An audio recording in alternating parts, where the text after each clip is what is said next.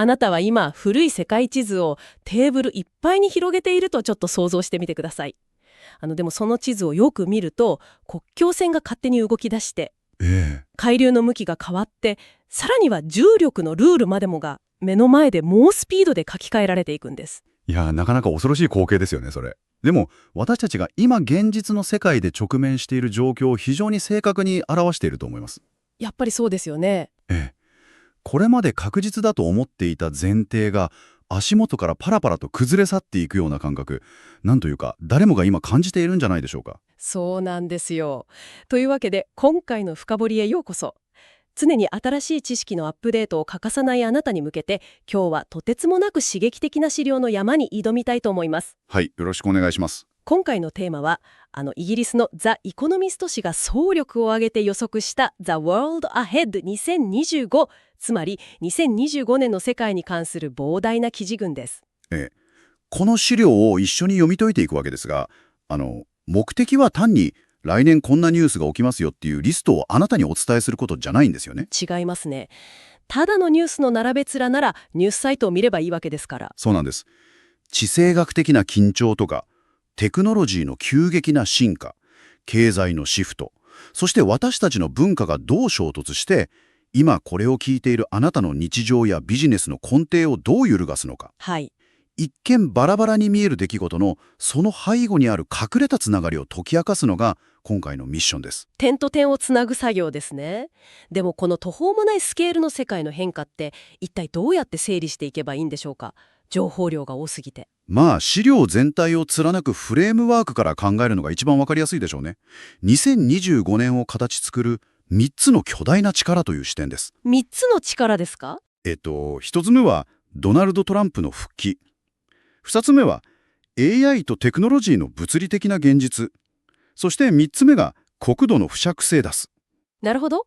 この3つのレンズを通すことで、一見カオスな世界が驚くほどクリアに見えてくるんですよ。それは面白そうです。じゃあ早速最初のレンズ、トランプの復帰から紐解いていきましょうか。そうですね。2025年の世界を理解するには、やっぱり最大の経済・軍事大国であるアメリカの急激な方針転換から目をそらすことはできないじゃないですか。間違いなく。共和党がホワイトハウスと上下両院を掌握するトリフェクタの実現は、あらゆるルールの前提を変えてしまいますよね。その通りです。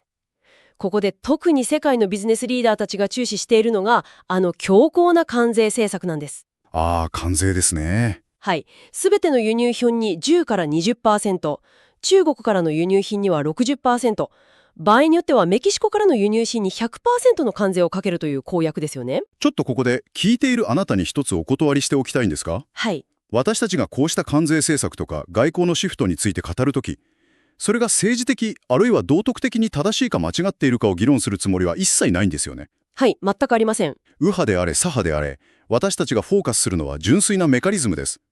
仮にこの政策が実行されたら、経済やサプライチェーンにどんなドミノ倒しが起きるのかという事実ベースの分析をお届けしているだけなので。おっしゃる通りです。そしてメカニズムの観点で言うと、この関税政策は経済学者たちにある悪夢を思い起こさせているんです。悪夢。1930年のスムート・ホーリー法ですね。当時のアメリカが国内産業を保護しようと関税を大幅に引き上げた結果、何が起きたか。歴史の授業でやった記憶があります。他国も一斉に報復関税で対抗したんですよね。そうなんです。結果的に世界の貿易量はなんと3分の2も吹き飛んでしまったんですよ。3分の2って誰も得をしない完全な負のスパイラルじゃないですか。ただ、アメリカの変化がもたらす影響って経済だけではないんですよね。資料の中で非常に興味深かったのが、抑止力の赤字というキーワードです。抑止力の赤字。英語だとデターレンスデフィシットですね。これは一体どういう状態なんでしょうか。簡単に言えば、アメリカの軍事的なリソースと世界の警察としての意思が限界に達して、これまでの秩序を維持できなくなっている状態のことです。つまりもう取り締まれないと。現在、中国、ロシア、イラン、北朝鮮という4つの国がドローン技術の共有とか制裁逃れのネットワークでかつてないほど連携を深めているんですよ。なるほど。それに対してアメリカは同盟国に供給する砲弾などの弾薬が不足していて、一時期は太平洋に空母が一隻も展開していないという事態すら起きました。待ってください。巨大なアメリカ軍の空母がゼロですか？はい、ゼロのタイミングがあったんです。それは何というか、例えるなら、クラブで一番強くて睨みを利かせていた用心棒が突然、俺はもう自分の家のドアしか守らない。弾も尽きたし、あとはお前たちで勝手にしろって言い出して、残りの客たちが自力で身を守らなければならなくなったような状況ですよね。まさにその用心棒具材のクラブですよ。絶対的なストッパーがいなくなると、あちこちで小蹴り合いがエスカレートするんです。実際に起きていますよね。例えば南シナ海のサビナ礁では、フィリピンと中国の沿岸警備隊の船が物理的に衝突する事態が頻発しています。危ないですよね、あれは。フィリピンはアメリカとの相互防衛条約を盾に権利を主張していますが、中国側はいざという時、アメリカの支援など当てにならないという事実を周辺のすべてのアジア諸国に見せつけようとしているわけです。なるほど。中東の状況も同じ構造ですか？資料だとイスラエルのネタニヤフ首相が停戦を遅らせているという指摘がありましたが。まさに同じです。アメリカからの圧力が以前ほど機能しなくなっているため、ネタニヤフ首相は自身の連立政権の維持とか政治的生き残りを優先して強硬な姿勢を崩さずにいられるんです。用心棒が介入してこないなら、各国のリーダーは自分たちの国内事情や野心を最優先して動くようになると。そういうことです。この地政学的なカオス、つまり用心棒不在と関税の脅威って当然ビジネスの世界にも直撃しますよね。ここから第2のテーマ、経済とビジネスの再編につながっていくわけですが。はい、大きくつながります。資料を読むと、企業はこれまでの成長市場主義の黄金時代からかなり痛みを伴う現実主義へと強制的にシフトさせられているように見えます。そのシフトが最も顕著に現れているのが株式市場ですね。今アメリカの株価指数は最高値圏にあるにもかかわらず、IPO、つまり新規株式公開の市場は驚くほど冷え込んでいるんです。ストライプやクラルナといった企業のことですよね。そうです。本来ならとっくに上場していてもおかしくない超大型の未公開企業が IPO をためらっているんですよ。でも株価が高いなら企業にとっては絶好の上場チャンスのはずですよね。なぜためらうんですか？公開市場に出るということは、四半期ごとの厳しい業績評価と情報開示の目にさらされるということです。先ほどお話ししたような関税の脅威や、いつどこで戦争が起きるかわからないリスクの中で、投資家に対して今後5年間の安定した利益を約束するのは、経営者にとってリスクが高すぎるんです。なるほど。見通しが立たないんですね。さらに言えば、プライベートエクイティのファンドに莫大な資金が余っているので、わざわざ厳しい公開市場に出ていく必要性自体が薄れているという背景もあります。無理をして荒波に出ていく必要がないと。この現実主義への回帰って、テクノロジーやエンターテ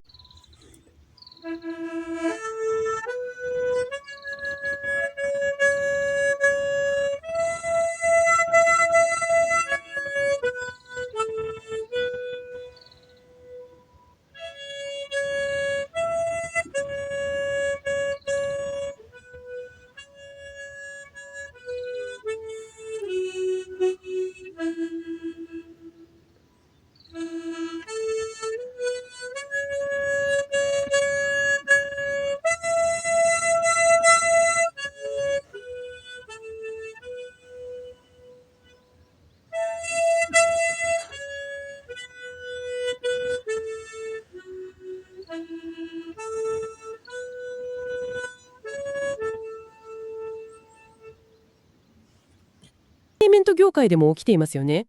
ハリウッドのストリーミング黄金時代が完全に終わったとありました。はい。数年までは、莫大な予算をかけたコンテンツを安い月額料金でばらまいて、とにかくユーザー数を獲得する陣取り争いでした。私たちも恩恵を受けてましたけど。でも金利が上がり、投資家が、いつ利益が出るのと圧力をかけ始めたんです。その結果、ディズニープラスはサービス開始時から価格を倍以上に引き上げ、パスワード共有を厳しく取り締まっています。確かに、Amazon プライムでさえ番組の途中に広告を導入しましたよね。そうなんです。これまで各社がバラバラにサービスを提供していましたけど、結局はケーブルテレビ時代みたいに、いくつかのサービスをバンドルにして割引価格で売る流れに戻っていますよね。無料とか格安の魔法が解けて、厳しいコスト削減の時代が来たわけです。そしてこの見直しは、企業文化の面でも起きています。と言いますと、2020年頃から急激に広がった DEI、つまり多様性、公平性、包摂性の取り組みに対して、今は明確な反動が起きています。ああ、アンティウォークバックラッシュですね。はい。例えば、アメリカのトラクターサプライシャーのような企業は、保守的な顧客ベースからの政治的な逆風を受けて、公に掲げていた DEI 目標を撤回しました。ちょっと待ってください。それって企業が多様性を諦めたということですか？単に一部のクレームに屈しただけにも見えますが。いや、私はこれを DEI の終わりではなく、実務的な進化だと捉えています。進化ですか？資料が示唆しているのは、企業は政治的な論争の敵になりやすい DEI という看板や過度なイデオロギー色を廃し始めているということです。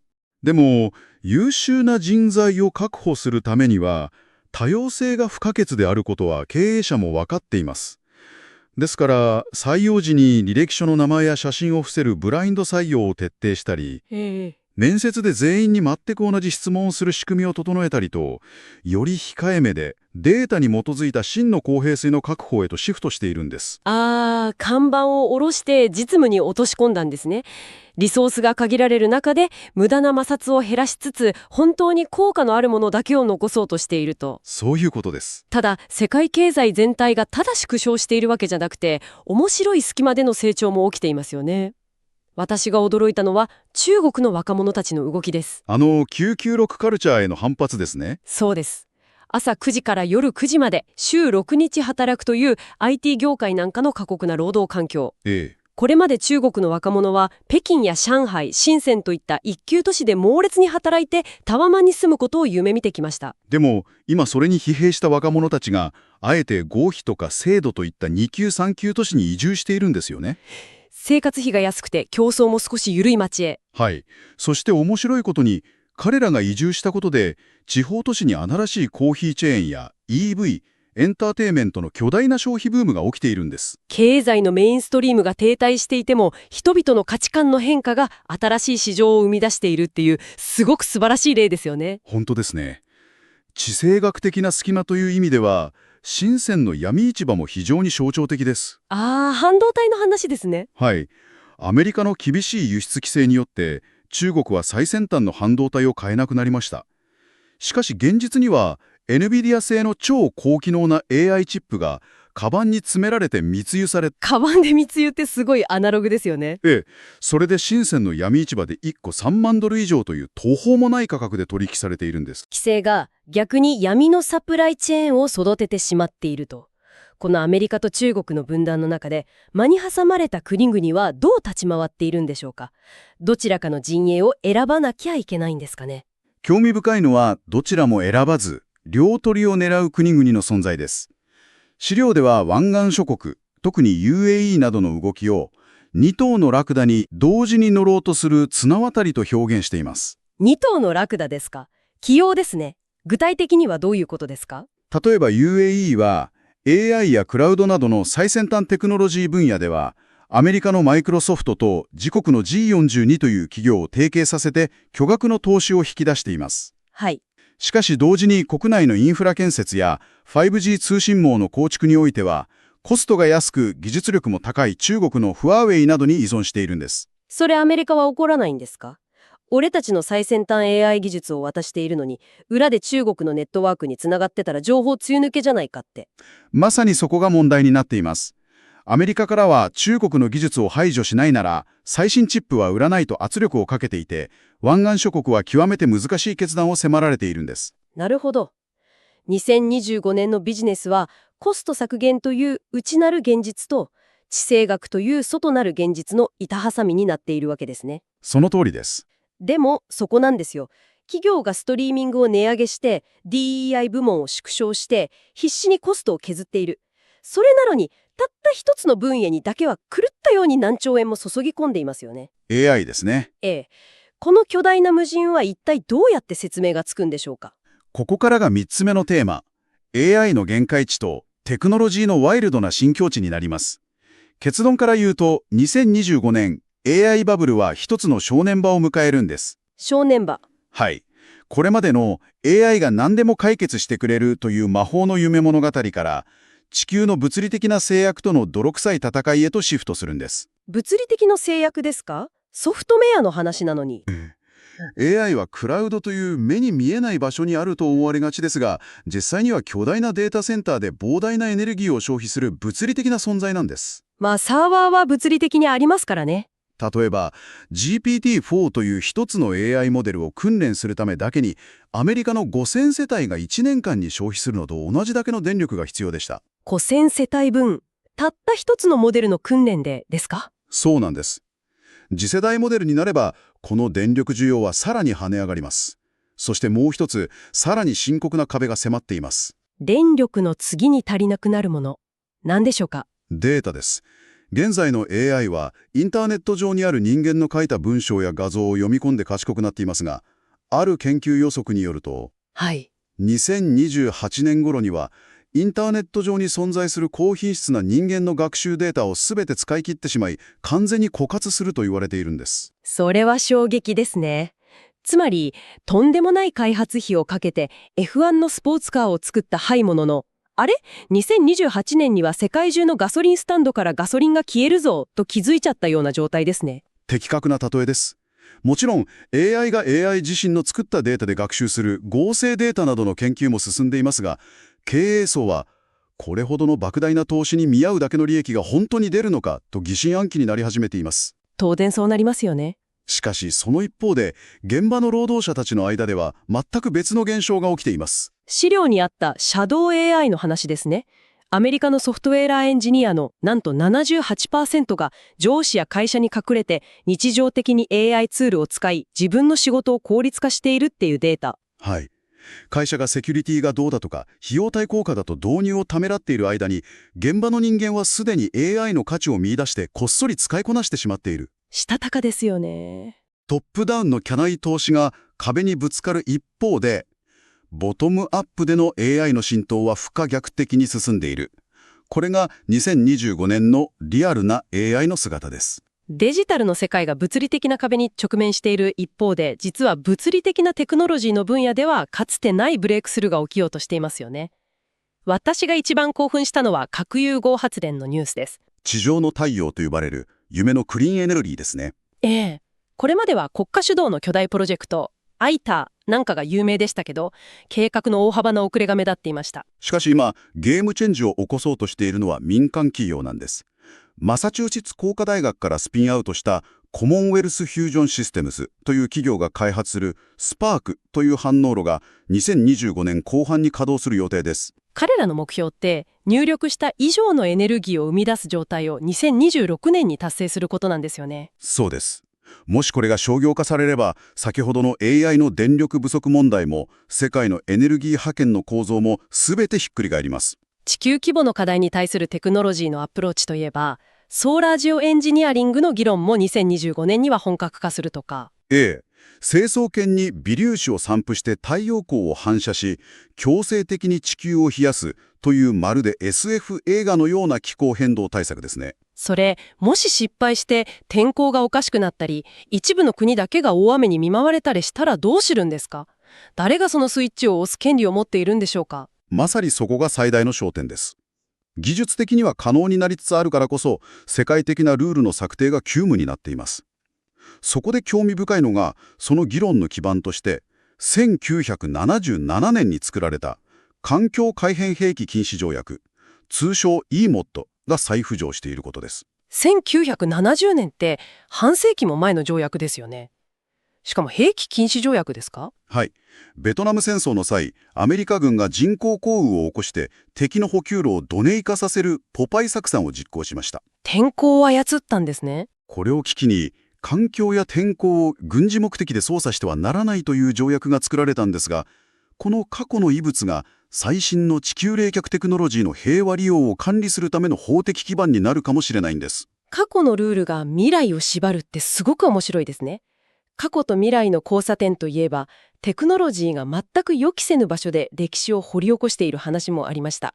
ポンペイの隣、ヘルクラネウムの巻物のプロジェクト。西暦79年のベスビオ火山の噴火で黒焦げの炭のようになってしまった古代ローマのパピルスの巻物ですね。変えようとすれば崩れてしまうこの巻物を CT スキャンなどの X 線技術とインクのわずかな痕跡を読み取る AI を組み合わせて開かずに解読するという驚異的なプロジェクトです。 AI が人間の仕事を奪うとか電力をくくいつすという話ばかりの中で、人間が2000年間失っていた歴史と知識を取り戻すために AI が使われているテクノロジーの非常に美しい使い方だと感じました。そうですね。さらに宇宙では2025年に月面探査機が私たちがスマホで使っているのと同じノキアの 4G ネットワークを使って通信を行う予定だとか。月面に携帯基地局が立つ時代なんですよ。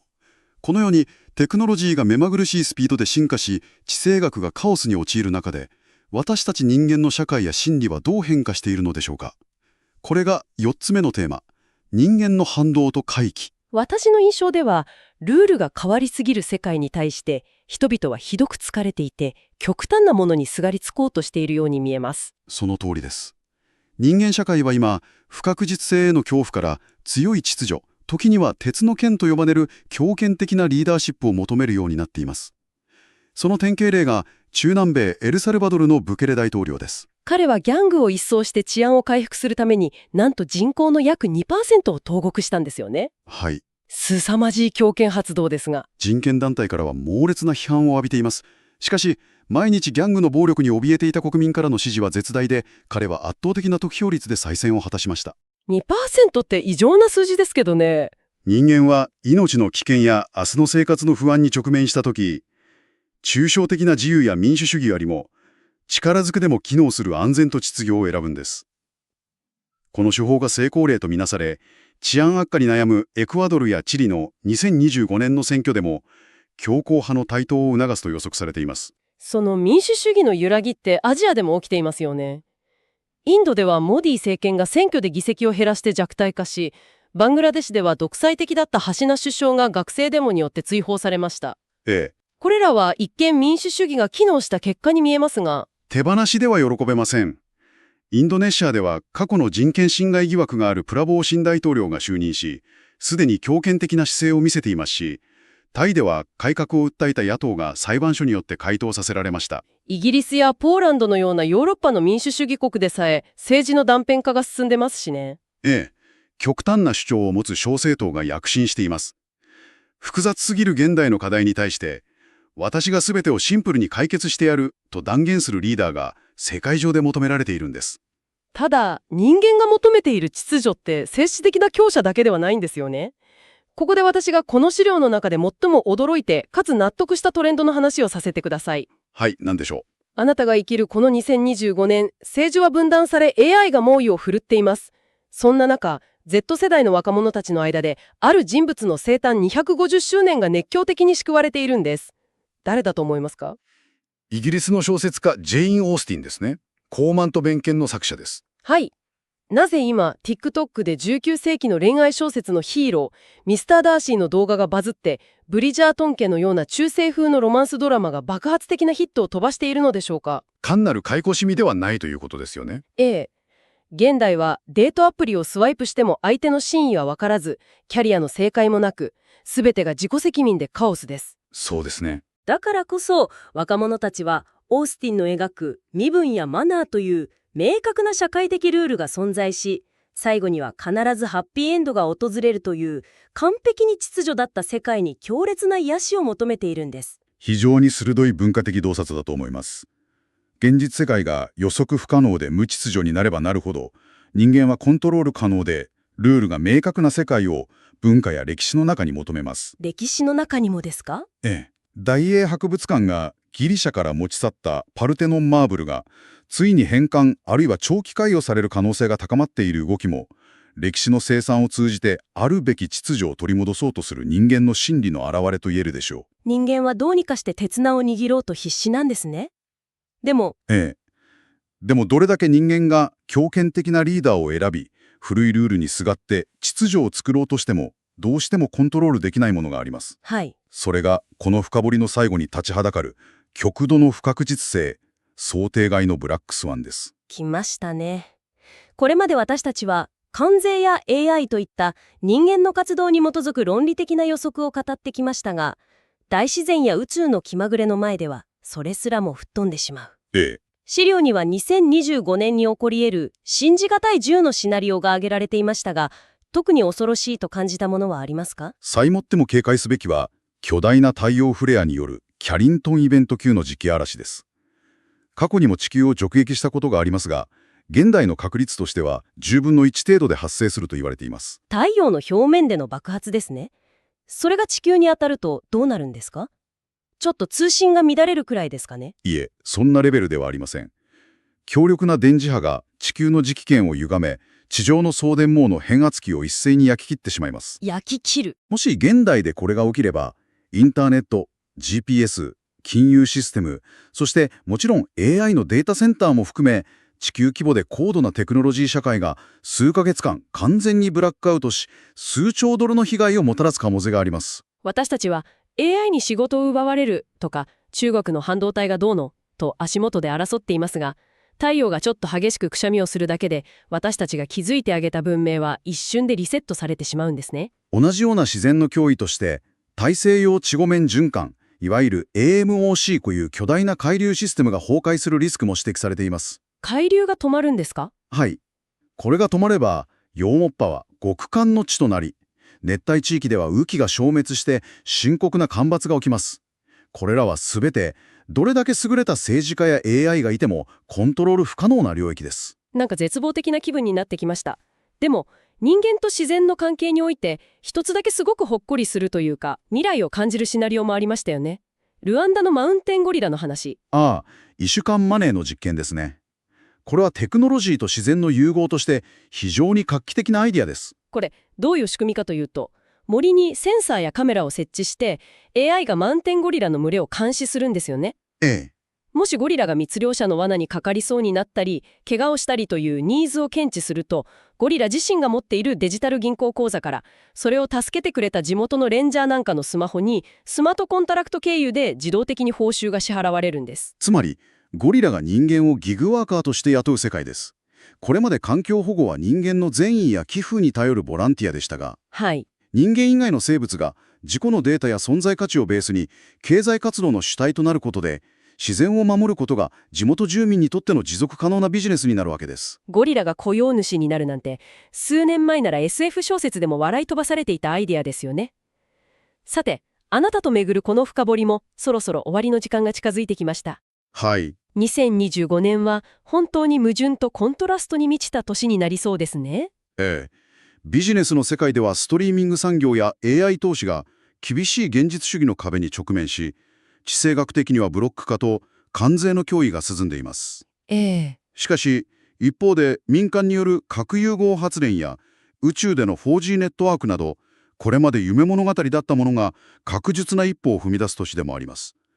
世界を注意深く観察すれば、中国の地方都市の躍進やジェーン・オースティンブームの裏にある消費者心理など、隠れたビジネスチャンスを見つけ出すことができます。用心棒がいなくなったクラブの中でただ怯えるのではなく、変化するルールにいかに早く適応していくかが問われているわけですね。その通りです。最後にもう一つ、あなたが今後ご自身で考えるべき非常に挑発的で面白いテーマがあります。実は2025年、ドーピングを全面的に容認するエンハンストゲームズという新しいスポーツ大会が計画されているんです。人工的に能力を強化した選手たちの大会ですね。はい。ルワンダのゴリラが AI を使って自分の銀行口座を持ち、人間のスポーツ選手が科学の力で自らの肉体を人工的に限界突破させていく世界です。関税や金利といった経済のルールが変わるだけでなく、2020年代後半においては人間であること、あるいは自然であることの境界線すらもが書き換えられようとしているんですよね。テクノロジーが自然の限界を超えるとき、次に世界の新しいルールを決めるのは一体誰なのでしょうか。ぜひあなた自身の頭でこの猛スピードで書き換わり続ける地図の先を想像してみてください。今回の深掘りはここまでです。ありがとうございました。これからもその素晴らしい好奇心を持ち続けてくださいね。それではまた次回。